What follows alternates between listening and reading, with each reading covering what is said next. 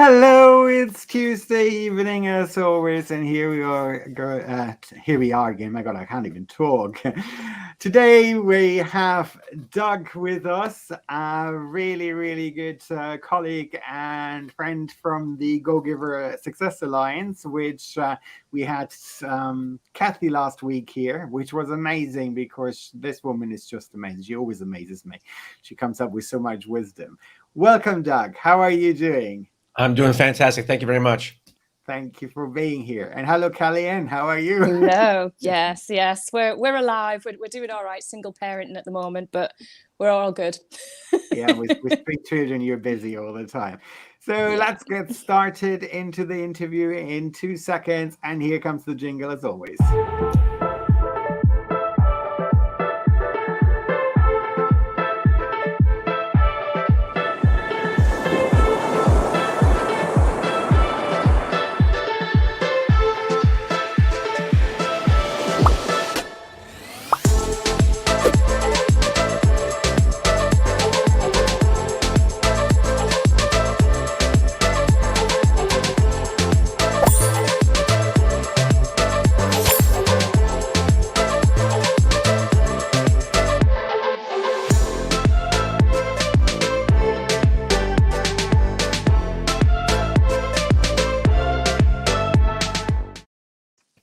And we are back live. How he says.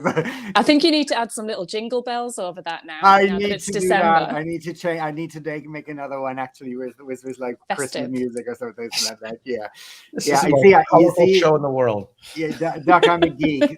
I could tell you, I'm a geek. I produced that one. So I do these things. I'm a geek. I'm sorry, and I always say I'm a technophobe. I'm not actually. I'm a geek. Perfectionist and geek. So, tell us a little bit about yourself, what you're doing, and how your life went. I liked your phrase on the sentence where I think one of the things I read on your webpage was about saying about me. I think he said like, "No, I haven't been homeless. I haven't been that. I haven't been that," because everybody obviously has always this story. Oh, I've been homeless. I went through that and became successful. Yeah, that's also a lie. I have been homeless, but we don't want to go down that road. That was a long time ago in a land far, far away. But my name is Doug Crowe. I help executives and CEOs and anybody with a passion for purpose to craft, publish, and market a book and a message, even if they can't write. Matter of fact, especially if they don't want to write. So we've got a very refined journalist, ghostwriting, publishing platform and agency, which helps people get the message out and get their story told, whether it's their personal journey, company journey, or something else. Okay, that is beautiful. As I said to you earlier already before in the pre-take, I'm just releasing my book. If I would have known you earlier, I probably would have reached out to you. Well, we still do marketing and outreach of people. We working with a guy right now to move about 60,000 books with one organization. So I'll have that done probably the next month or two. Oh wow, that is amazing. Amazing. Yeah, that is amazing. In general traditions, we always have a short question round, and it's always the same questions, and it's interesting to find out a little bit about yourself. And I think, Kellyanne, is it you starting or me starting? I don't know, but either. You can go first, Chris. Go on. Okay, pizza or pasta? Pizza. Pizza. Shower or bath? Shower. Favorite color? Blue. Nightclub or romantic dinner at home? Why not both? Come on. Do I have to choose? Oh, no. Dog or cat? Dog for sure. Dog. Favorite music? Jazz. Pina colada or Long Island iced tea? Long Island iced tea. I was raised on those things. You're my man. Famous person you'd like to have coffee with and why? Ooh, alive or dead? Alive. Wow. Matthew McConaughey. Oh, Green Lights, amazing. Just finished that book last week, and man, that's incredible. Very raw, very authentic, very easy to read too. It's nice. So good. And here comes Paris or London.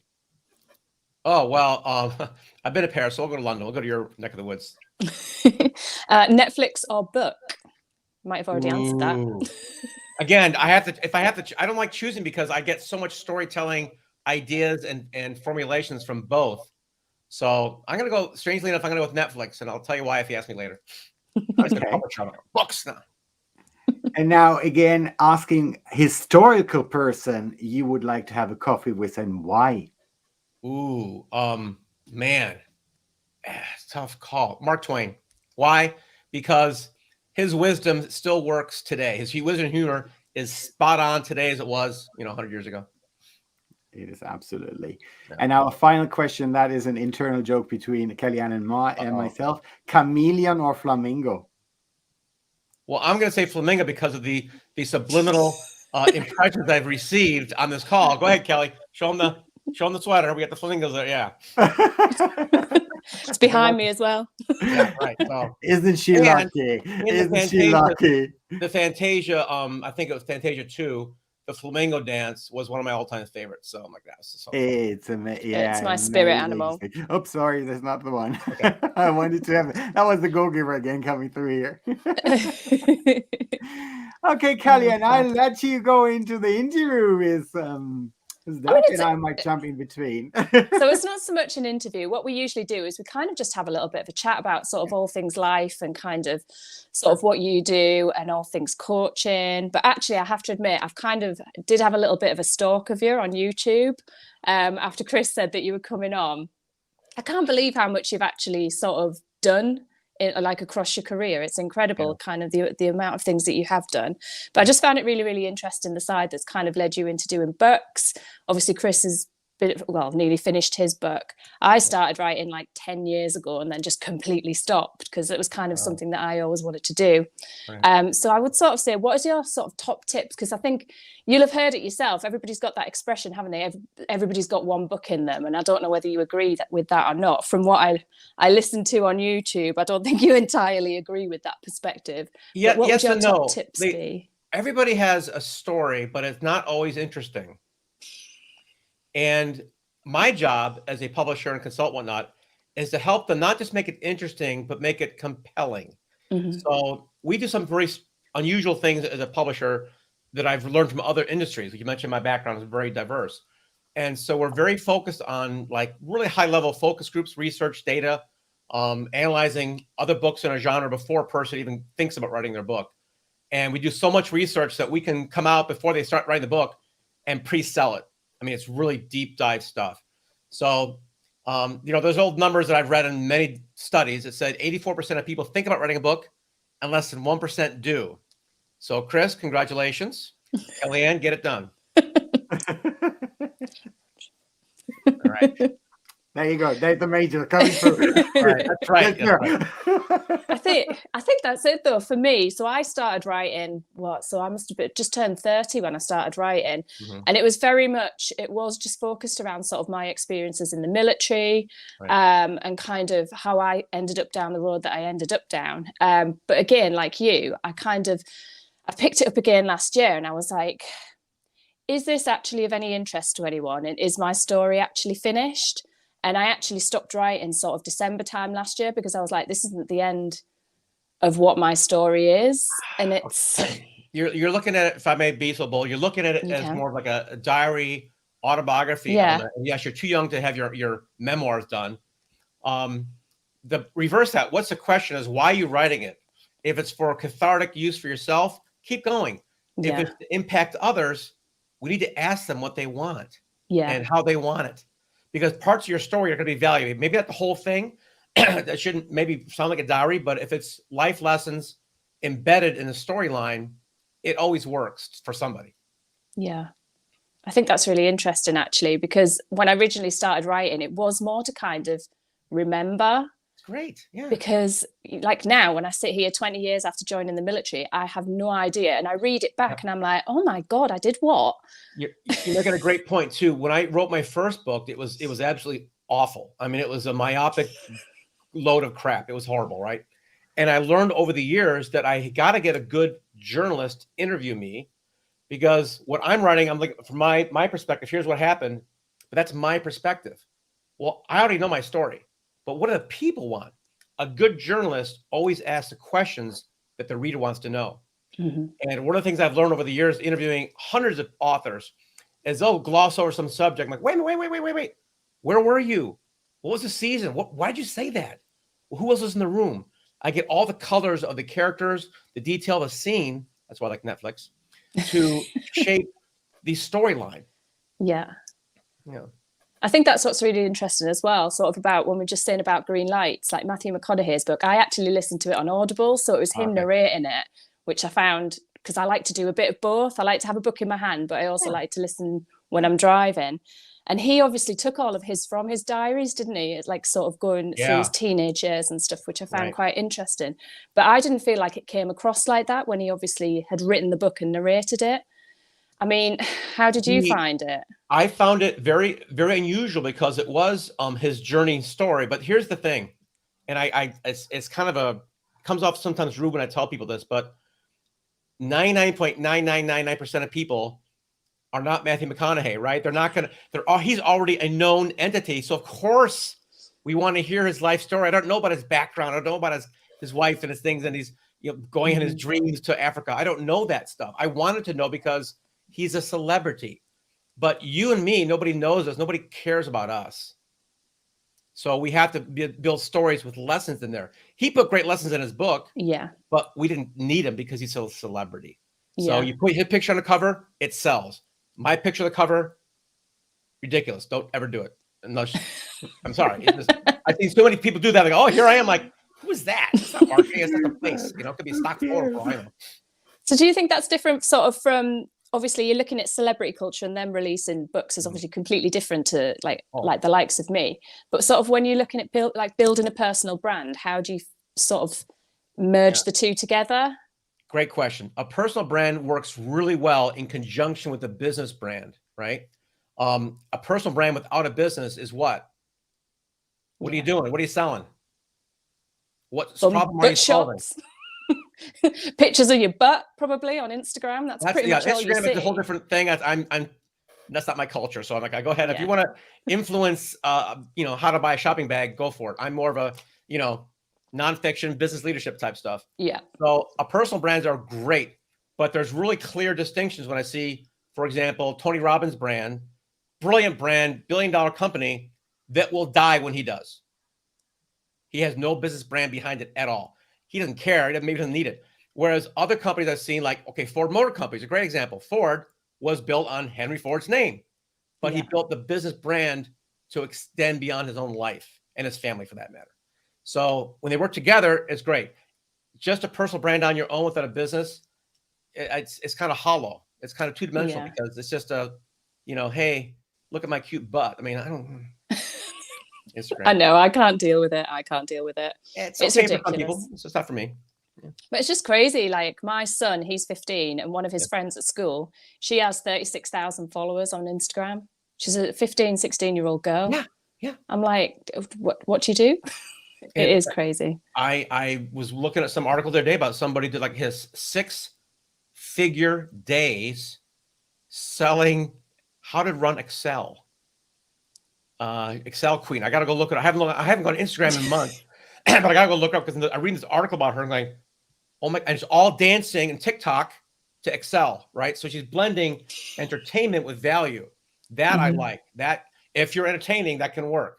Yeah. If your jokes fall flat, don't try to be funny, So do you think actually writing book is kind of, it's a good thing if you are building like a business, a personal brand and that kind of stuff? Absolutely. There's no downside to doing it. Even at your son's age, with no reason just to build followers, to follow you as a person, there's no downside to that as long as you're, within the, your own moral compass. Yeah. But doing that is okay because you can always put products in later.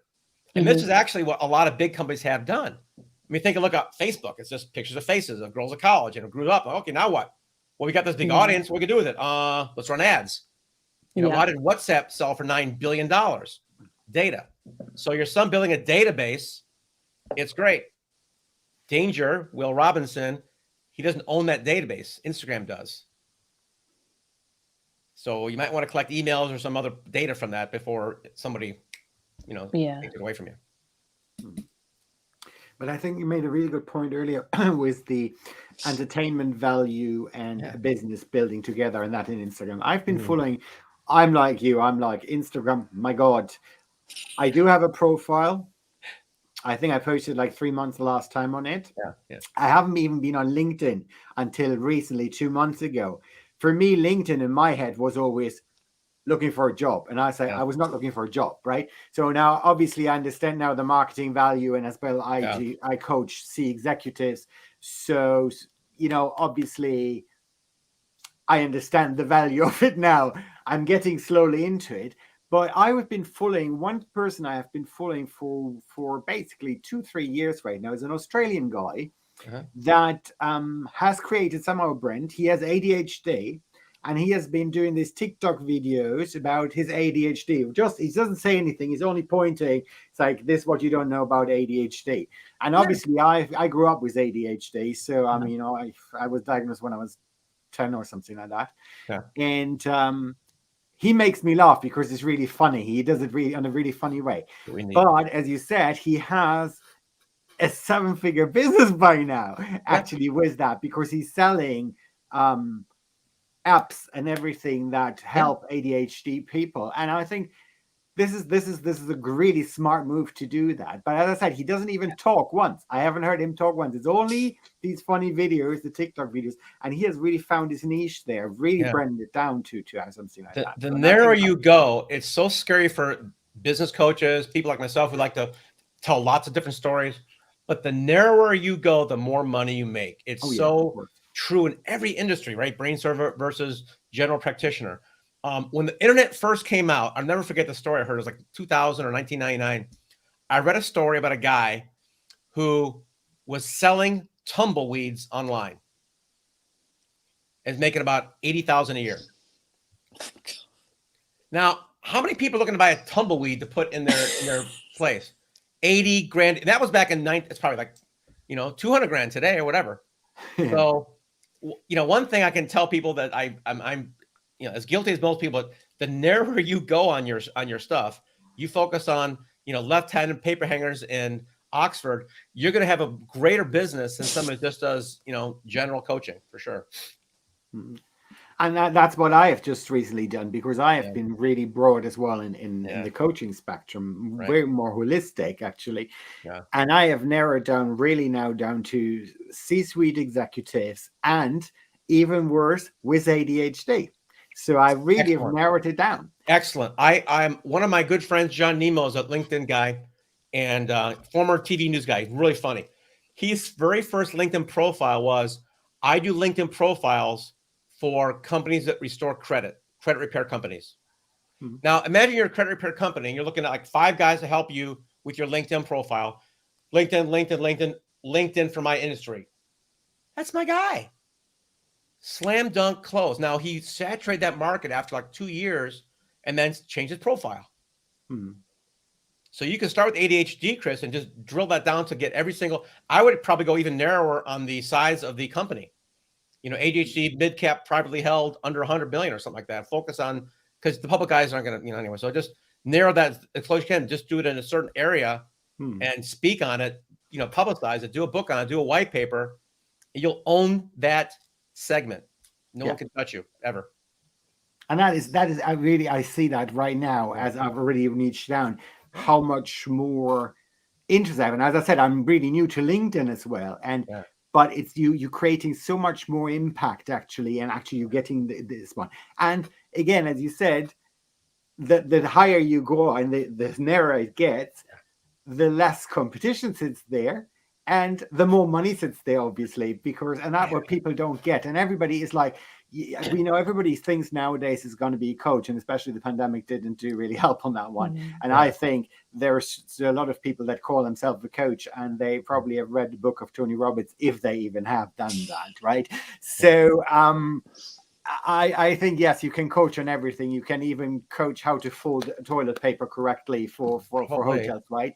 But to be very honest, is that really interesting to me? Probably not. There might be a niche, as you said, there might be a niche for it. No, you have to be passionate about it. Otherwise, you'll come off as flat. You can't fake that kind of stuff. It's so easy to pick that up on video, especially. Yeah, and there's so many out there, Doug, that actually do on a daily basis. Yeah. They're putting out videos and things where I say, my God, this is a recycle of the wheel of life that I have seen. We even did it in the show. We said it, here it is, do it, use it yourself, but we're not really interested. How much time did we spend on it, Kay? In 5 minutes? Actually, Or didn't it just get linked into it? Yeah, it just got linked. This is what you do, go and do it. Go for it. Have fun with it on the webpage and leave us alone with it, because it's not really interesting. But there's so many people doing that, and I think that is something that is a big problem in the coaching business, right? Unfortunately, being unregulated as well, because there's no regulations actually at the moment. I think there are a lot of people that call themselves coaches, that they do more harm than good things to people. Now, Chris, to me that just sounds like an opportunity for you to set up your own standard practices now. I like it. Somebody came up with the idea of doing UL approved, underwriters laboratories.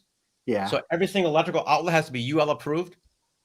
I mean, I know there's the Coaching Institute. I know there's a couple different certifications out there for coaching, but the problem is nobody knows or cares about it. No. But there's a certain exponential point where if enough people recognize the Chris coaching seal of approval, you'll make more money from that than your coaching. Probably I do. It's somebody that does that. I actually am a member. I only went in there because I was interested in what they were doing. Yeah. They have like the Coach Flix. They call it Coach Flix. It's like a Netflix for coaching. And I tell you, the value is really good. They call TCM the Coaching Masters. They're two young guys here in the UK, but they have about 15,000 members now, and they sell courses, obviously certification courses, for £4,000 the course. That's the minimum you pay for it, and they make a fortune with it. And they exactly did that. They partnered up with the ICF, so they get the ICF approval. When you follow these courses, they got their course approved, and that's it. And now they're probably selling more coaches actually how to run their business. And sounds like a good acquisition target for you. Go buy that thing up, then go raise 10-20 million to go worldwide with it, and you'll be in good shape. That's my tip of the day. All over it. That's what you're here for. Seriously, the one thing I've learned recently is the bigger you think, the more money and higher profile people you attract. Seriously. So my book program has gone from this to like I'm working with the guy who invented GPS, a guy who just sold a company for $6.6 billion. I mean, these people are real. When I say the word influencer, like an Instagram influencer, like, okay, you've gotten, 100,000 TikTok views. That's great. But what have you influenced? You've influenced someone to swipe or click, maybe buy a bag. That's great. I like working with people who influence culture, society, technology, the world. That's our big differentiator. Our publishing company is that I just turned down a deal, 6-figure marketing deal for his book, for a very high profile spy who is the youngest Cuban spy and American spy, double agent type stuff. And I'm like, he had a lot of money to promote his book. They wanted to hire us. And I said, I can't help you out. I'm not your guy. I said, we don't do that. We only focus on books and messages of people who are going to make an impact, a difference in the world, something. And it could be a company. It could be the company that's going to do a widget and, save me 5 minutes, doing something. That counts. But if it's an ego play, if it's just I've had I have one other celebrity contact me, and I'm like, I was just so bored listening to them talk for an hour about themselves. I'm like, I don't care. What are you doing for humanity? I think that's what makes the difference, though, isn't it? The fact that you can sit there and say, like, hand on heart, authentically, this is why I'm doing it, like, not for any other reason, but to actually make a difference. And especially after, the last 18 months to 2 years, where people really need that in their lives. They need something different. It's, it's been so tough on so many people. Like, we see it so much. Yeah, we need some, not just good news, but inspiration of some action and things that are actually happening. Not just feel good stories that go, oh, I feel good for a minute, and then the TV goes off and I'm back to my miserable existence. But no, I want to see something that actually has made a difference in the lives of others and is permanent. Yeah. I've got a lot of stories like that. We don't have time for it today, but one of them is a former undercover DEA guy in Australia He was on vacation with his girlfriend in Southeast Asia, and his girlfriend went to the bathroom. Guy came up to him and said, "You want to buy this little girl?" My God. And he said, "What? Huh? What?" And he went home and like was still shaken by the experience, left the DEA and started his own nonprofit to combat child sex trafficking. It's his passion. He's got a whole nonprofit documentary. We did some PR for him, and he's making a difference in the world. Amazing. Yeah. And that is amazing. And I think this is how, see, when I was editing today my book, I was talking actually about, I'm talking at one stage in the book about what one of the biggest things that I did in my life, when I came to Burma, I saw one of my employees when I was running the hotels there for Orient Express. I came across a very young man that was pastry chef, and I saw so much talent in him. Yeah. I sent him, I paid for his entire education at the Cordon Bleu schools in Bangkok. Yeah. And I sent it to him and I said, the only thing I want you to do is go back to your country eventually and teach the people. He's now an executive chef. He's now in his mid-30s. Wow, that's great. And he has taught so much things. And actually what I say in my book is like, it touches me because I'm very proud of what I have accomplished there. I have created a ripple effect. Yep. That is so much more than these, whatever, thousands of dollars I've paid for his course. It doesn't matter. It's not even important. The number is not even important. Yeah. And that's why at the end today, actually, because the last pages, I'm talking about the Go-Giver movement as well, and why that has changed my life even more. I always believed that if you give forward, you're getting something back and you actually make an impact. But I didn't understand the complete value I have myself. And that changed when I read Bob's book and and John's book. That changed my inner thinking even more, because there was this piece missing to understand what is actually my own value in this entire story. And I figured out that is the biggest value is myself. And actually I'll do that. And going into, and I love how he said it, I just turn it down. I do the same thing. I have coaching clients that come up to me, and when I say what they want from me, I'm like, not the point. I'm sorry. I'm not the right person for you. And I can send you to other people, which I think they can help you, and they are aligned with you, but I'm not aligned with you. I don't say, I don't like your company already. I don't like what you do. No, you gotta be polite about it. We're not, jerks. But it's very fascinating to go down that road. And it was hard for me the first time I did it. Like, wow, I kind of need the money. I'm like, no, Doug, because my business coach told me, he listened to some of my calls once. Because, well, you're really excited about this call really well. You're excited about the guy's story and whatnot. Other guy you're kind of bored with. Why'd you talk to him? Huh? Needed the money. He said, stop talking to them. I said, you want me to stop talking to half my prospects? He says, yeah, stop talking to them. I'm paying the guy money. Okay, then I'll stop. Business went up 300% after that. Amazing. Less people, business jumped up 300%.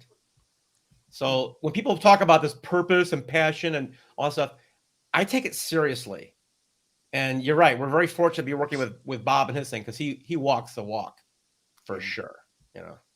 He does. And that's what Kathy said. Said he's probably the most genuine person that you ever met. And whatever he says, he really lives it every day. And she got very emotional again on our show because and I said, yes, you were there, I think, last week when I talked about it, when he reached out to me on the same day, and I said, well, the woman behind the man, and I had the copy written there, but I was sitting the entire day when I was reading the copy, I wrote about her in the show, and I was like, something is not right. But you know how the sentence is ingrained in our brain, the woman behind the man. So I didn't even think that was the thing where he said, well, Chris, would you mind to look at that? I think she's more the woman beside the man, because without her. And he was so right, and it just kindled me. But when I told her that on the show, she was in tears, because she said, this is how genuine this man is. And I really do believe that there's no fake agenda there. He is just a pure go-giver as he is. I'll tell you one quick story. This blew me away. I've known him for, I don't know, 15 years now or something, but he was speaking in Chicago, and I'm like, oh, I want to come see you. Okay, come on here. I'll give you a ticket. I go there, and it's a big conference room, about 250 people, right? People walking in, he's greeting them by the door. Halfway through the presentation, he says, Bob Jones, stand up a second. You're a realtor, right? Blah, blah, blah. He goes, and then he starts calling people out by their first name, last name, and what they do. And he didn't stop till he went through the entire room. All 200 plus people. He knew their first name, last name, and what they did. I mean, that's beyond Mensa. That's like, okay, you're a savant. That's the intention of focus when you meet somebody. He's like, well, got it. Yeah, he is. It's like this. It's the same with the books. When you look at it, way you say something, I read this, and he turns around and he's like, and Kellyanne hasn't been there yet, and I really need to bring her in one day now. And he turns around and he's just like, it's there. And then he picks it out and he just goes, and he finds it almost on the spot where it is. Yeah. What is the reference and etc. And that is just, I just like, my God, how many books he has read actually. It's absolutely incredible. Yeah. He has a brain that is, I know. It throws me up. And I have an IQ of 147, so I think I'm quite high intelligent, highly gifted. They call us highly gifted. But to be very honest, I cannot reach him in the waters. I tell you that. Yeah, he's way up there. Yeah, he's way up there, and that is really interesting. Kellyanne, what are you? You're going to get really quiet. I kind of missed all that. That's not my world, is it, at the moment? But I suppose. What we haven't actually spoken about is kind of how you ended up moving into sort of the industry that you're in now, because you were in real estate originally, weren't you? Yeah. Which is pretty cool. I got my degree in radio, television, and film, working at a TV station. Robert Allen walked in, and I went up to him afterwards, like, "Oh, this real estate thing is really cool. How do you do that?" "Oh, come to my high price workshop, And I'm like, "I'm making $3 an hour here at a TV station. I can't afford that." "Well, then go to the library and check one of my books," he said. So I did, and I started buying real estate, and I got very good at it. I bought several hundred, houses, apartment buildings, everything. And I had a radio show about real estate. I had an academy. I taught investing, and nothing ever went wrong for Doug, right? Well, that's a boring story. So during 2008, when everything crashed and I lost the whole shooting match, 19 foreclosures, bankruptcy, divorce, depression, close to suicide. During my boohoo phase, I wrote a book, and the book sucked. So I went, okay, well, let me go back to some of my radio guests that I had and see if they can help me out. So I had a chance to talk to Laurel Langmeyer and Robert Kiyosaki. I'm like, okay, well, they said, "Doug, we don't write. I'm a best-selling author. I'm not a writer." Big distinction there. And they had ghostwriters. And now they pay their ghostwriters, $100,000 or something to do the thing. My belief system was lower than that. So I'm like, well, I need the right journalist and do it for a lower price point. But we've refined this process now to interview, document, transcribe, capture their voice, unlimited revisions on a sample, and then crank out the book in about 6 months. So it's it all happened by accident, and the story's a lot longer than that, but that's what I can do for the show today. Synchronicity, not accident. Got to be a bit woo about it, haven't you? Yeah, that's all right. What do you think about so I always find it quite interesting. So people like Dean Graziosi, they do a transcript, don't they? So he'll speak his book and then they do it from that. Yes. My friend Craig Duswalt told me the first way he did it was just to take each chapter, write it on one piece of paper and tape each chapter on a wall, and then get a recorder and just do a talk about each chapter.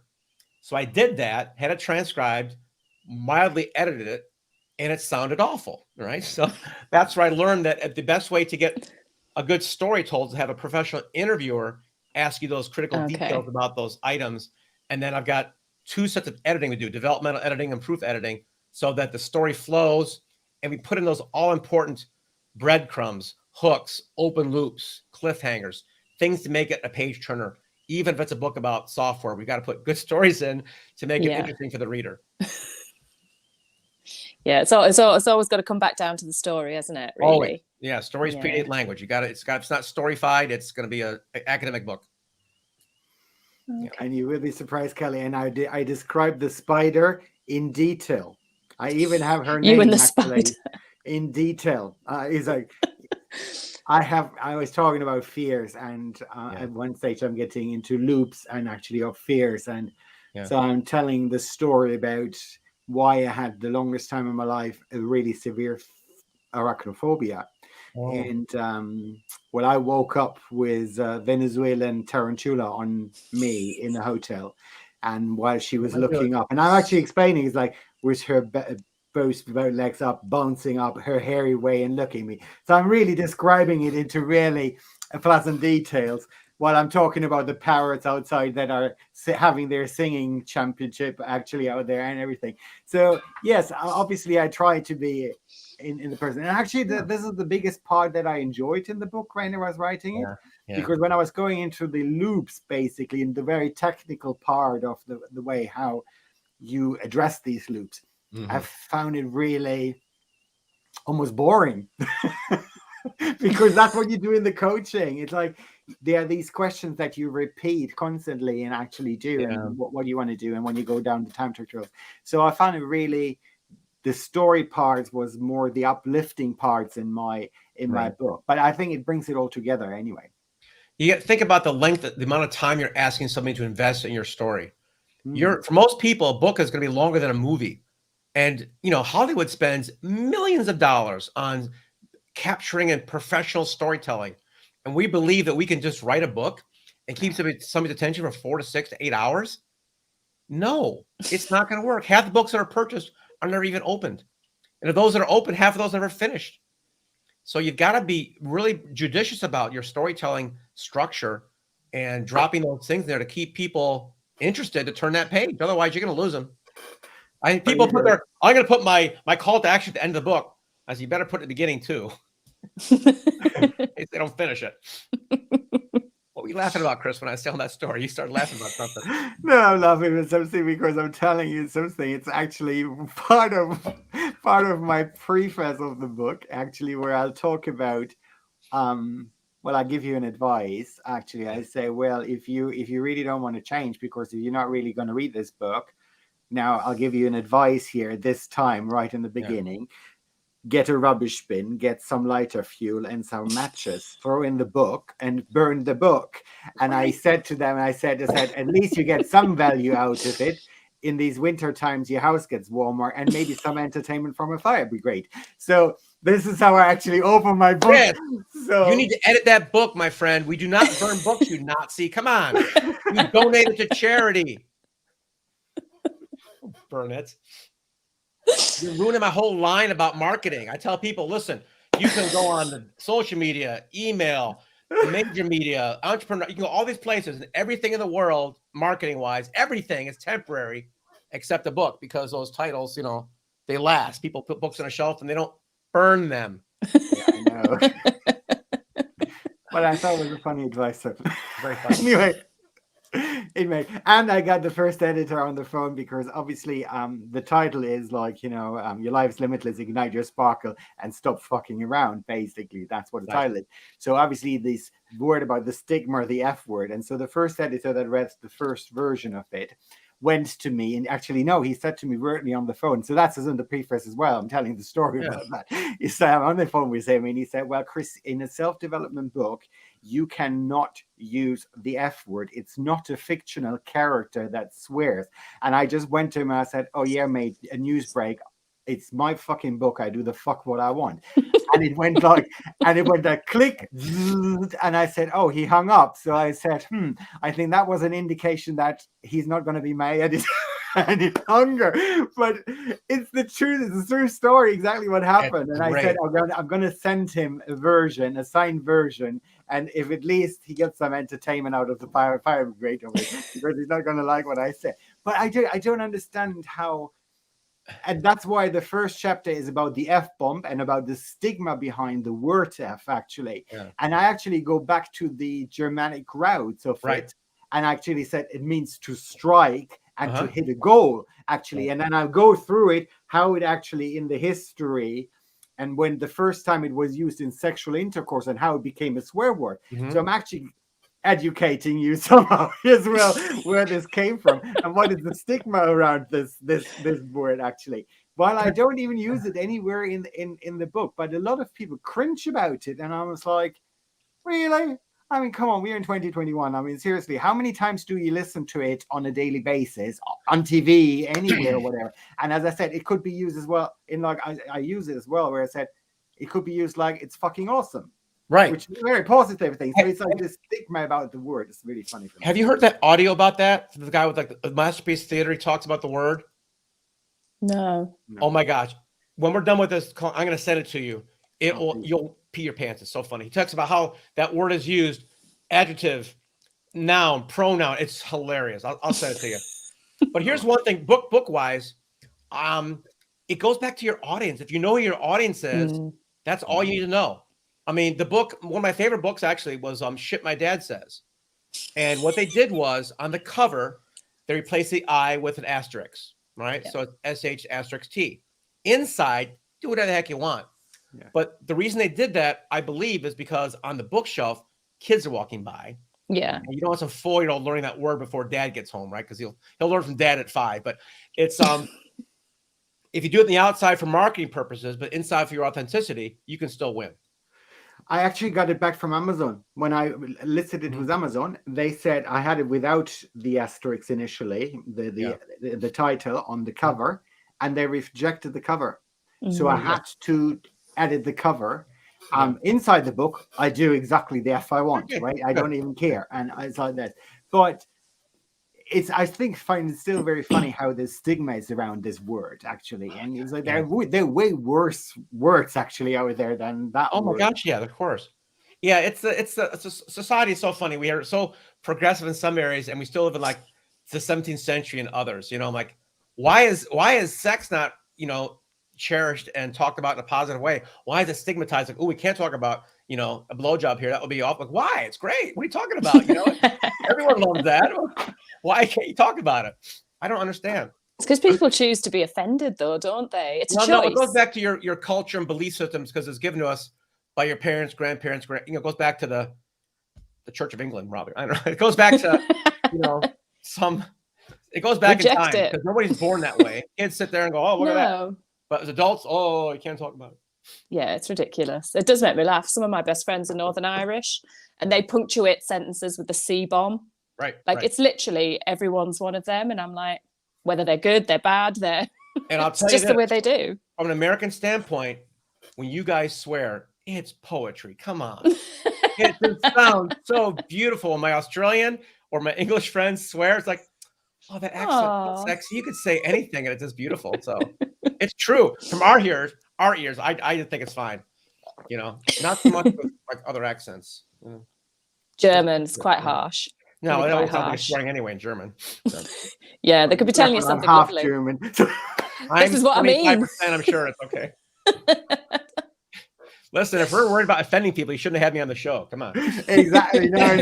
I'm not that. I'm not exactly. And it's just like, this was we had the other days. Like, I think one of the shows where I talked about Hitler, wasn't I, Kelly? Yeah. And actually, people just go like this. And I was like, excuse me, I'm half German. My mom is American. My dad is German. Go figure out how I ended up in England. Don't even ask. But it's kind of funny. But if I cannot talk about that, of course you can. And anyway, this is like how many years ago? What do I have to do with me? Oh, I know what I was saying. I was saying the bigger the lie, the more people believe it. And I said, look at Adolf Hitler. Right. And people were going like, but we study him, like people like him in military history, like obviously for the job that I do, because he's one hell of a leader. Like you say, if you don't study it unemotionally, you're going to lose out on Genghis Khan and all these guys, right? They're ruthless and precise. Hitler is a funny thing. I read this book by Colin Tipping called Radical Forgiveness. And the example he gives of how to learn to forgive is can you forgive Hitler? I mean, it's fascinating because I'm like going through my forgiveness phase during my crap. I'm like, oh, I can't forgive myself. But if you can forgive Hitler, you can forgive anybody. I'm like, well, he's dead, so I guess it's all about me, right? Yeah, right. And people get emotionally connected on a name. It's like, come on, I'm sure he was a really cute baby. He just got bad when he got older, right? So, Yeah, you aren't born wanting to dominate the world, are you? Let's face it. Baby Hitler. And you see, it's really funny because I have Jewish heritage. Obviously, my grandparents ran away from France, from Marseille to the States. That's where my mom got born. So, obviously, I'm very direct on things like this. So I just said at one stage, I said, but you need to give him some credit, this man, actually, because honestly, they have fucking motorways everywhere. So because of this man, he has built the industry. I mean, there was nobody jobless during this time. So, excuse me. And you say that. And yeah, let's not talk about the kind of jobs. Labor was no cheap. But well, that's even going further here. But, but to be very honest, when you look at it from a German perspective, I don't even understand why the Germans are having such a big story about him, because I'm like, okay, fine, fair enough. I know what he did. And I know many, many years ago, there was Marie Le Pen in France who was trying to become president. Mm-hmm. And he made in an interview, and I was an outrage in the world. He said, well, the Holocaust is a detail of the Second World War. And people went like, wow. But I actually said, well, listen to what he said. He said it was a detail of the Second World War. Yes, it was a detail. He didn't say it was a small detail. He said it was a detail. So yes, there was way more than the Holocaust in the Second World War going on. And it was taken completely out of context. But obviously, because he being extreme right, everybody was going like, oh, he is here talking against the Jews. And I say, like, I can't even understand that. Funny thing is, I have family still in Israel. So, and when I went with my mom, when I was really young, we went there on holiday. Yeah. My family and their best friends living next door were Palestinians, right? Mm-hmm. So Israel, and they were really best friends. So they were sitting there and having dinner together in the garden, having barbecues and everything. So about a couple of years ago, I went back to them and to visit them because, my mom is dead 30 years. I don't have contact with my father. So I went there and I thought, oh, it would be nice. I was actually in Jerusalem. So I said, it's nice to go around and see them.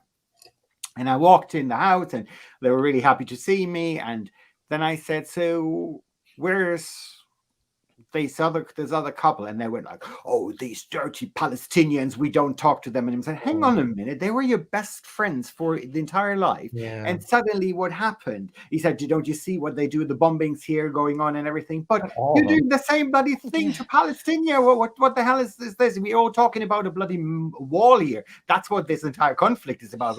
To narrow it down, that's what we're talking about, a bit of piece of land here, actually. And it just frustrates me, or actually surprises me, how narrow-minded people get when they have the stigmas about certain names or people in history, which is like, as he said, you made a very good point here. Look at the Egyptians. I mean, God, are the Israelis talking about the Egyptians, about slavery in Egypt? No, they're not. They're talking about the Holocaust, but they're not talking about the Egyptian pharaohs that have mistreated the people as well. So, this is like where I say, or even look in the States and the wars in the States. I mean, oh God, don't even. I only know of one country that is immune from this. It'll be like Costa Rica. Other than that, everyone's conquered somebody. Okay. We've wiped out 100 million people in this continent. You guys, oh my God, Southern and the British Empire, China, everyone's conquered somebody. We're a ruthless, violent people. Maybe someday we'll get out of it, but right now, I don't think we're doing a good job. So whatever. We'll do the best we can by spreading holiday cheer and pink flamingos. We'll do our best. Yeah. I love you. I love you, man, because you have exactly the right attitude towards these things. It's kind of silly. It's actually really silly. And I guess at the end of the day, things we can fix in the world. And as you said, we can be better giving to other people. One person at a time is the way it's the only way it's going to go down, because there's all these bigger forces at play wanting us to be angry at each other and wanting to divide us. And I've got another project I'm working on. I'll reveal to you in another couple months, but it's a lot. It's going to have some power to it because I'm raising some capital to do it. But it's all about putting out good stories that make an impact in the world. It needs to happen because I can't even turn on TV.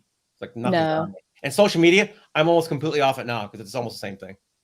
Yeah, I think that is a big issue. Like I sort of did the same thing, especially when COVID hit last year. I was like, I need to stop watching the news. Yes.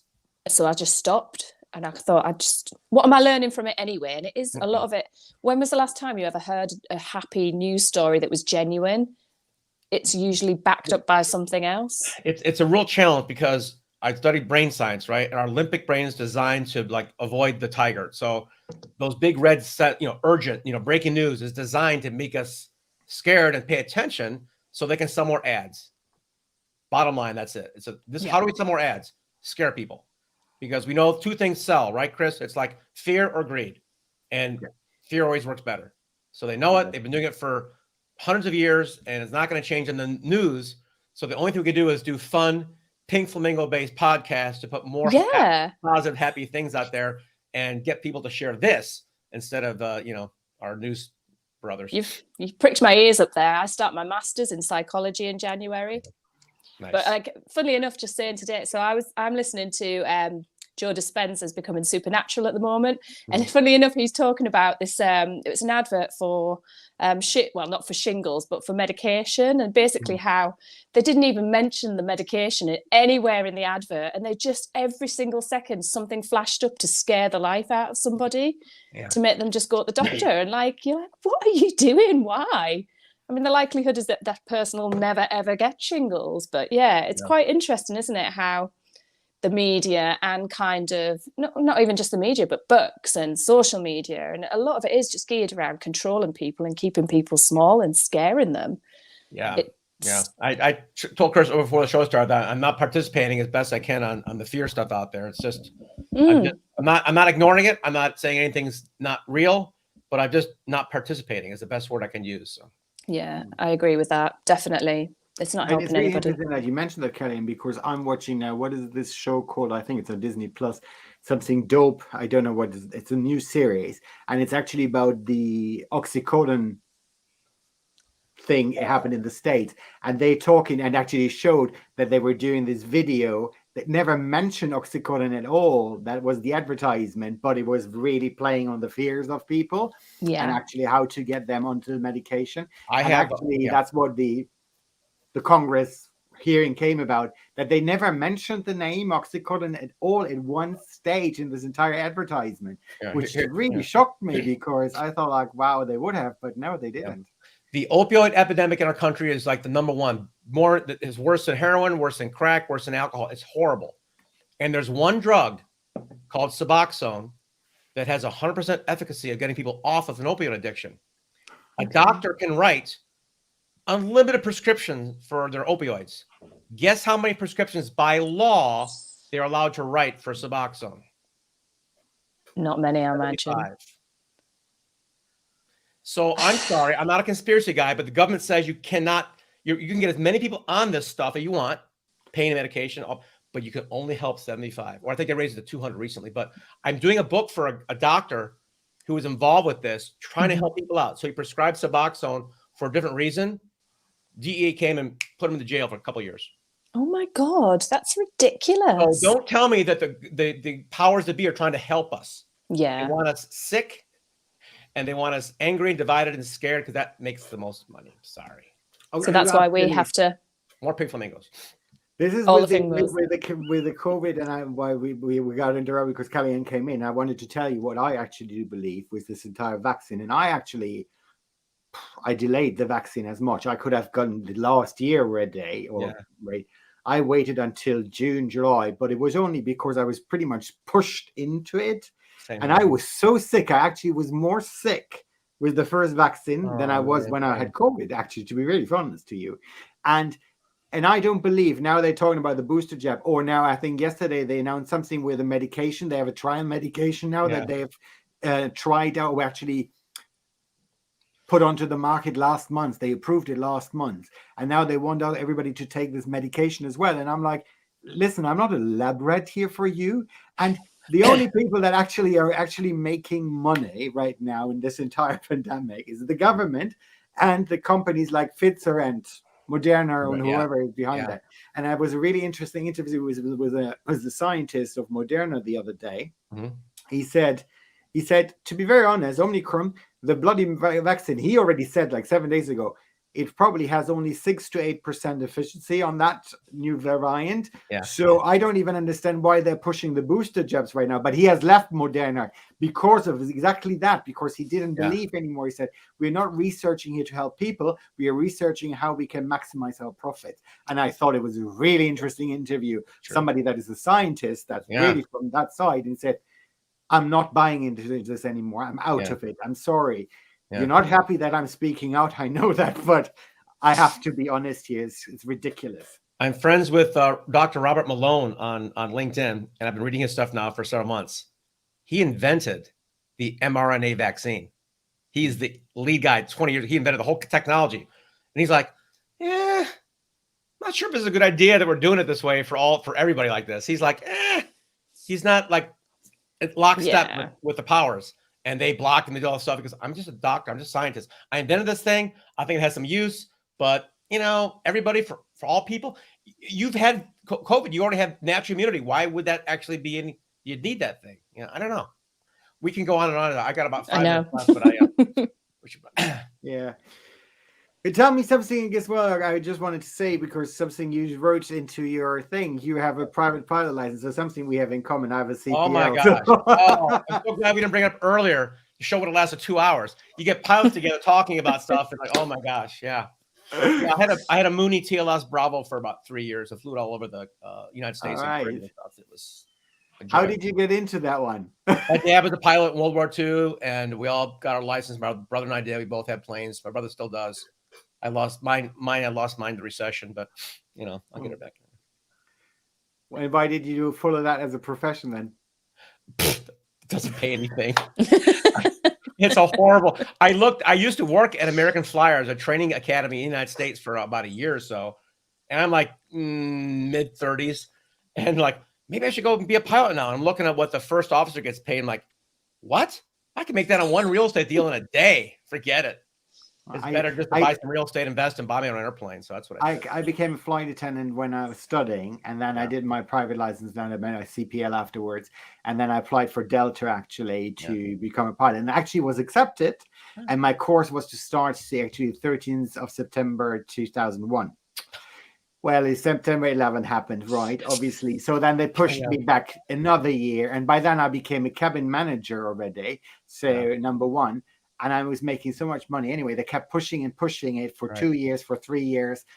Oh, we're going to bring you in. We're going to bring you in. We're going to bring you in. And then eventually they offered me Delta commuter on a turboprop. And I said, are you for joking? Actually, I said, like, I'm sorry, I'm making more money right now than I would ever make as a first officer. And being on standby 24/7, basically, for the next 5 years until you give me a line. I said, I'm not happening here. I remember really upset that I refused it. I was like, seriously?